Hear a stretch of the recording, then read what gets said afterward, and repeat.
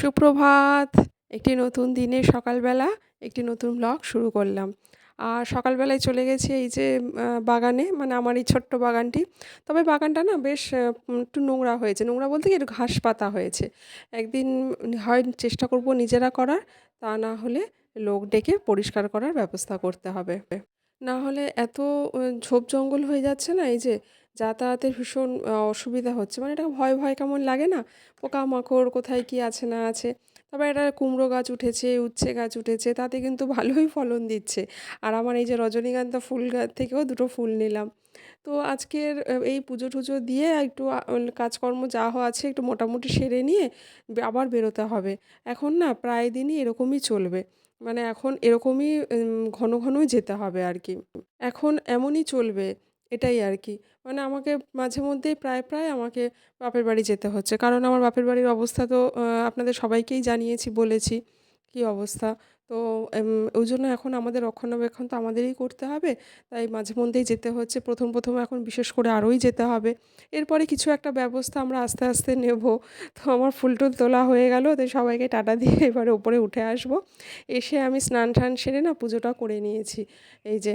আর এরপরে তো হচ্ছে পয়লা বৈশাখ আসছে। তো পয়লা বৈশাখে তেমন কিছু কেনাকাটি করিনি। হ্যাঁ, তো হালকা কিছুই কিনেছি, যেরকম নিত্য দিনের, সেগুলো আর শেয়ার করা হয়নি। আর বারো মাসই তো ওই নাইটি কুর্তি, এ তো বারো মাসই সময় অসময় যখন দরকার লাগছে তখন এক আধটা করে কিনে নিচ্ছি।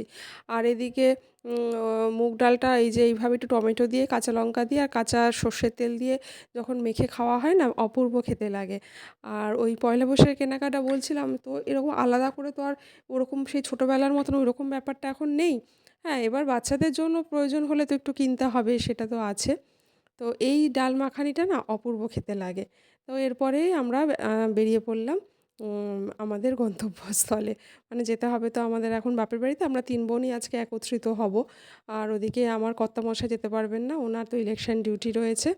তো আমরাই যাব। আর ওদিকে আমার ছোটো ভগ্নিপোতা আসবে। মানে ওরা ভগ্নিপোত ওরা আসবে সবাই। এর মধ্যে আমাদের অর্কিদের একটু অসুবিধা হয়ে যায়। তার কারণ আজ ছুটির দিন হলে যদি যাতায়াত করি এরকম, তাহলে অতটাও অসুবিধে নেই। কিন্তু যদি মানে স্কুলের দিন, বিশেষ করে যখন ওর টিউশনিগুলো থাকে, সেই সময়টা গেলে পরে ওর একটু অসুবিধা হয়ে যায়। তার কারণ পড়াগুলো তো মিস হয়ে যায়। একদিকে ওদের কিন্তু ভালোই হয় না? ছোটোবেলায় আমরাও তো ভাবতাম, উফ, মামা বাড়ি যাবো, মাসি বাড়ি যাবো, পিসি বাড়ি যাবো, এখানে যাবো, সেখানে যাবো, মানে পড়া থেকে ছুটি পাবো, কী মজা। তো সেরকমই হয়। ট্রেনে তেমন একটা ভিড় ছিল না, কিন্তু ওই নামার সময়টা বেশ সবাই এসে নামে তো, ফলে ওই সময়টা একটু গেটের সামনেটা একটু ভিড় হয়ে যায়। ওটা একটু দেখে শুনে নামতে হয়, এটাই যা সমস্যা।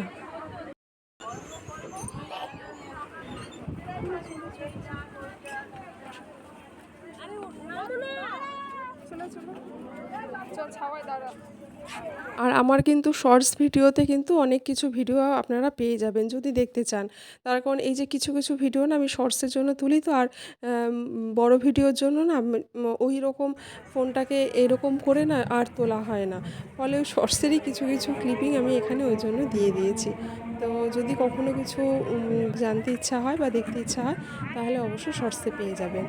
তো এদিকে এই যে বাড়িতে চলে এসেছি।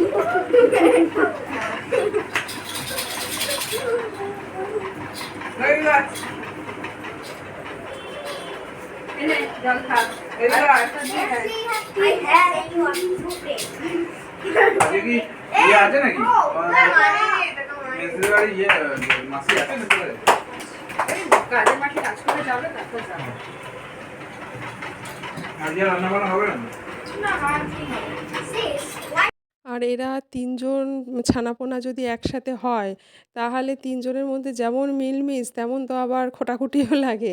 তো সব মিলিয়ে বেশ ভালোই চলে।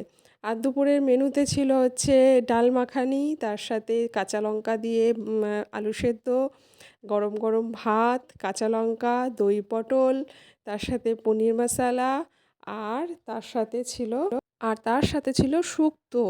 তো প্রত্যেকটা রান্না অপূর্ব হয়েছিল, মানে বলার অপেক্ষা রাখে না। আজকের মতন এই পর্যন্ত।